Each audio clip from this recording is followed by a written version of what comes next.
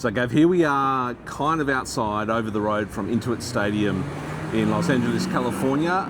This is the home day by day of the LA Clippers basketball team in the NBA, and for the Olympic and Paralympic Games, the venue for the Olympic basketball.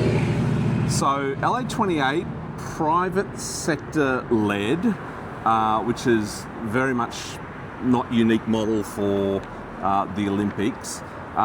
There's certainly governance arrangements in place, and there's shared risk, and there's cost backstops in case of overruns and things like that, but a really interesting private sector led, so private public partnership model and governance arrangements for the Olympic Games for LA28. What say you? Yeah, really interesting in terms of where you've got private sector owned and operated venues which are completely state-of-the-art.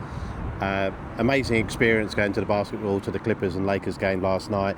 Really quite frictionless in terms of its experience, in terms of paying, in terms of accessing, really customer first sort of approach. Incredible experience.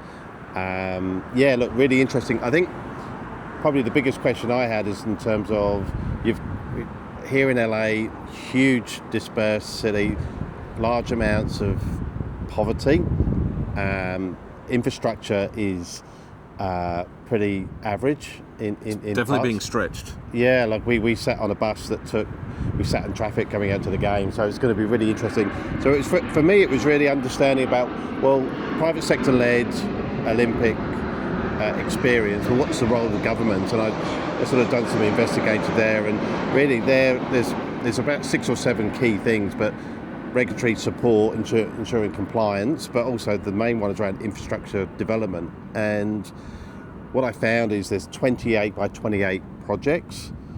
They've spent around about $20 billion, and that is primarily around metro line extensions, bus-only lanes and mobility hubs, and a major metro project. So it's going to be really interesting to see the difference of experiences that people are going to have, and really understanding that you're going to have an incredible experience at the venue, but getting to the venue is going to be a huge challenge, and I think a lot of people share that at the moment.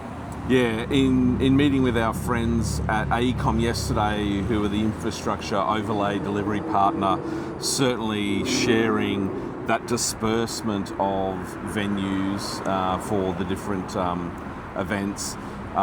Radius is beyond 50 kilometres out of the city centre. So one concentrated Olympic Village, of course, which is always kind of the goal. But I think to date that private public sort of collaboration and agreements that they've got in place going under the radar a bit, and it's going to be very interesting to see what else we learn from a private sector-led games that we can bring over to Brisbane for 2032. Yeah, absolutely. Yeah, look forward to sharing more.